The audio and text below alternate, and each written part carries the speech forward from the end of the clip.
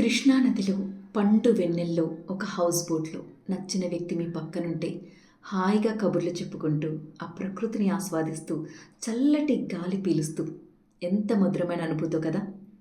ఈ ఎక్స్పీరియన్స్ పొందడానికి మీరు కేరళ వరకు వెళ్ళాల్సిన అవసరం లేదు. ఇకపై విజయవాడకు వెళితే చాలు దీన్ని 24 అవర్స్ పాటు మీరు ఎక్స్పీరియన్స్ చేయొచ్చు.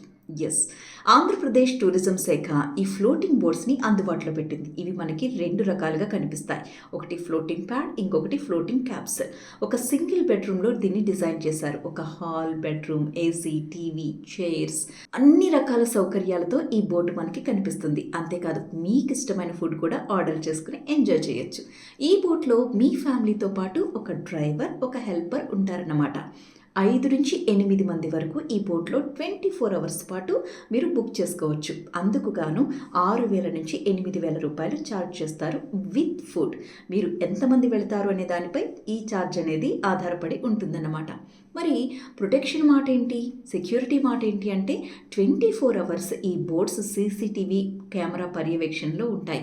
సో ఎలాంటి భయం అక్కర్లేదు. అలాగే భద్రతా పరికరాలు కూడా ఆ బోట్లోనే అమర్చబడి ఉంటాయన్నమాట. ముఖ్యంగా పెళ్ళైన కొత్త జంటలకైతే చాలా బాగా ఎంజాయ్ చేయొచ్చు తెలుసా. లైఫ్ టైంకి సరిపడా ఒక మధురమైన అనుభూతి, ఒక జ్ఞాపకంగా మిగిల్చుకోవచ్చు.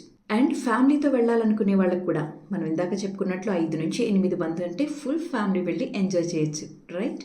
మరి ఇంకెందుకు ఆలస్యం, ఈ సంక్రాంతిని మీ ఫ్యామిలీ మెంబర్స్తో ఈ బోట్లో ఎంజాయ్ చేయండి.